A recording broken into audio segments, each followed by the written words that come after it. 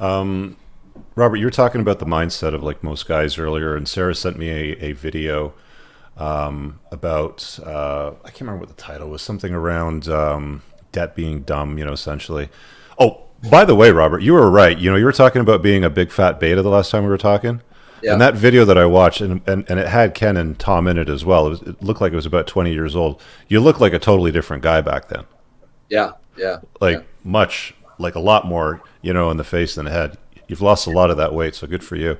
But in those videos, you were talking about the concept about how people struggle with the idea of like good debt versus bad debt, right? And a lot of them have limiting beliefs. I don't know if you know this, but I built one of Canada's most successful debt negotiation companies. I started in 2003. I pulled out of it a few years ago. My brother runs it now for the most part. So I'm very, very familiar with the mindset that most people have when they consume unsecured debt and create credit card debt, and what sort of problems that creates in their lives. Can you talk a little bit more about the mindset, between those like limiting beliefs around debt, all debt being bad, versus how you actually make money with debt? Yeah, I think I think you called it a scam. I think it was scam number 7. Was it? it really is a mindset. I call it a culture. There's a guy Malcolm Gladwell, he's Canadian, and he says what keeps a person where they're at is their culture. For example, I'm Japanese, but my culture is American, and so a poor person is a person of a culture of, well, eat, drink, and be merry, for tomorrow we die. So they spend, so they lack the discipline. Hmm. But the other part, the hardest thing when I talk to people, I mean, I've gotten into fights. I like an obnoxious character I am. I said, well, I just don't like paying taxes. And I tell you, there are some of these people who get off. They say, that's criminal. You're a criminal. They think not. They think paying taxes is patriotic. Hmm. And I point out to them, if you understood macroeconomics, that in 1773, America had a party. It was called the Boston Tea Party. It was a revolt against paying taxes. So America was formed as a tax-free nation, but the Kool-Aid has been sold off to people that you have to pay taxes. And the person who says taxes are important are Marxists. I mean, Karl Marx in his book Communist Manifesto said, you want to kill the middle classes, grind them with taxes. So they're inculcated via the education system that if you pay taxes, you're patriotic. Hmm. When on the B and the I side, it's completely opposite. I always say there's 3 sides to every coin: heads, tails, and the edge of the coin. On the B and the I side of the coin, I don't want to pay tax. I'm a capitalist. I'm also a patriot. So what Tom says is accurate. Tax laws are incentives to do what the government wants done. So Uh, just recently, I'll make it even worse, Rich. yeah, go ahead. With this COVID thing coming up, we're forced to buy jets, right, Tom? That's right. Kenny, I bought a Lear 60, and what did you buy, Kenny? Phenom. You know, and why was it a good deal for the tax site, Tom? Well, the purchase price was 100% deductible. So you offset all that other income with the deduction for the jet. And that eases travel. So there's a nice benefit there too. But imagine, Rich, you sell a piece of property or a business, and you net $3 or $4 million, and you have to pay tax on that, or you buy a jet and you don't have to pay tax on it. Hmm. Makes sense. See, guys, this is how smart businessmen work. And I know that this cast will be above the pay grade of a lot of people that might be watching it right now. And one of the criticisms, that I hear a lot from guys that watch my content when I say things like, it's never been easier to make money, and if you can become an entrepreneur, you should get away from the job and not live just over broke, and create something of some value. Oh, Rich, you're out of touch. There's only so much money out there, and all the rich people have it, and you'll never make it, and blah blah blah. And they've already lost, right? But they lose touch of the fact that the money supply has doubled in the last year. And it's quite easy, if you do create value to, create your own business and do things like this. And then you end up, in a position where you have problems like, okay, I've unloaded a piece of real estate and now I have $3 or $4 million that could be a tax liability, or I could just buy a private jet and solve my travel woes and not pay those taxes, sort of things. But, they don't see it that way. It's like, okay, well, what, you create other solutions in lives and you put money back into the system, even if you're not paying taxes on it. You now have to employ people that maintain the jet, fuel it, clean it. You have a pilot. You have people that have to, deal with the food. There's all kinds of mechanisms that come into play. Like, Robert, you said that you employ a lot of people. So even if you may not pay taxes on income that you earn that gets transferred over to real estate, I know for tax liabilities here in Canada, anyway, even if I were to pay zero in taxes, I still have EHT taxes, I have payroll deductions, I've got CPP, I've got employment insurance. GST. Right. Yeah. HST taxes. So now that's why this is the second book, Cash Flow Quadrant. These are mindsets. Right. And if you don't change the mindset, nothing changes. So this person will always say the same words. I want a safe, secure job with a steady paycheck. Yeah. They can't, unless they change that, nothing happens. And then this one is, if you want it done right, do it by yourself. And these are doctors and lawyers and all this. Mm-hmm. I was kind of laugh.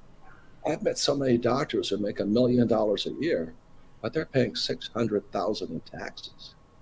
I make $1 million here, I pay zero taxes. Who's smarter? Here's the other thing, Rich. With my real estate holdings, we pay close to $6 million a year in property tax. Right, which you can't get away from. Yeah, so which is tax. So I'm saying what I'm saying is, but the government, to Tom's point earlier, is giving me a tax break for actually being in the housing business, because the government is not in the housing business. So they rely on the private sector. So they give people incentives to build it, to own it. Some of them are affordability tax credits and things like that, and they're needed. Those social services are needed for people that need a hand.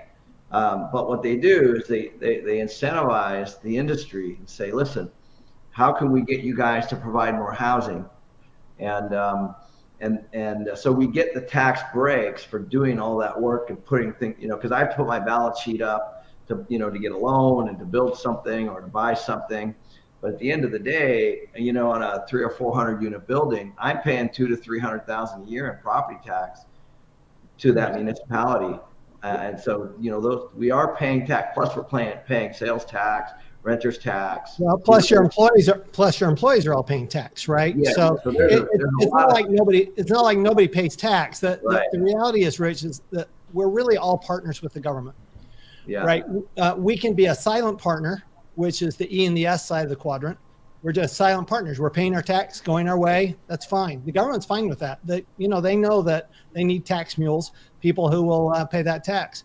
But then there's the B and the I side, who are actually active partners. So if I invest with Kenny, I'm a silent partner. I'm not telling Kenny what to do. And he's taking a share and I'm taking a share. And that's the way partnerships work. With the government, same thing's happening. What happens with Robert is the reason he's paying no tax is because he's doing so much of what the government wants done that they're happy to have that partnership, because all the employees are paying tax. Like Kenny says, there's property tax, there's sales tax. So they're getting lots of money back. They're just not getting it from Robert. So, and Rich, what we're doing is we're actually taking the playbook from the government regarding tax, and we're designing our investment strategy around it. It's not the other way around. It's, we're doing what they're asking us to do. Mm-hmm. Right. Robert's got the Rich Dad, Poor Dad story. I think most people that are watching have probably heard it, but can you guys talk about that moment where you basically saw the code in the matrix and you unplugged from the lies that were going to encourage you to, like, I'm sure Tom, at some point, you probably worked for an accounting firm, as a junior guy. And I'm sure Ken, at some point, before you started to acquire real estate, you're doing something, as a JOB sort of employee. Can you guys kind of talk about those moments and share those stories with people, just to give them some insight so they understand that what you see and do right now doesn't necessarily mean that that's going to be what you're seeing and doing when you get on later on in life too. Yeah. So I'll tell you, about 26 years ago, I started my first accounting practice. And one of the first clients I had put away money in a pension plan. That's what most people do, right? Put it into an RSP, Right. some kind of pension plan. And he retired the year he became my client. And he started complaining to me. He goes, Tom, I don't understand. I'm paying all these taxes. Now that I'm with you, I'm paying all these taxes. Before that, I paid no taxes. Well, because he just postponed his taxes. He hadn't eliminated his taxes like Robert does and Ken does. He'd actually just postponed his taxes. And so now he's paying this huge amount of taxes. And, when I saw that, I'm just going, wait a minute, this is a fool's errand. You're just saying, I'm not going to eat my broccoli at the beginning of the meal. I'm going to eat at the end of the meal, but it doesn't make it taste any better, right? If you don't like broccoli. So the same thing is true with the taxes. You're actually in a higher tax bracket when you retire if you're making the same amount of money than you were when you were working, because you don't have any of the deductions. So you're actually worse off in many cases postponing that income. And so what occurred to me is, well, what's really going on with the tax law? And frankly, Robert challenged me to write this book, Tax Free Wealth, and I started looking at, okay, how does the tax law really work? And what really came clear, and I remember the moment when Robert and I were on, and Kenny and I were on stage in Las Vegas, actually at the Paris. I don't know if you guys remember that. And I said, look, the tax law is a series of, it's stimulus. That's what it is. It's incentives. And all of a sudden, Blair Singer turns to me and goes, what? He goes, because once you realize that you're just doing what the government wants done, it changes everything. It's that, just like you're saying, Rich, it's how you think about it. Because if you think that it's my obligation to pay the most tax possible, then great, do it. Okay. But if you realize that you can actually contribute more to the government doing what they want you to do than just paying taxes, who's more patriotic? Yep. Ken, you got a story for us on that? Yeah, you bet. So mine's a little different. I was a wrestler in high school, and I ended up getting a scholarship, and I used to wrestle all up. Actually, Simon Fraser, University of Alberta, all up in the provinces, and also all over the U.S.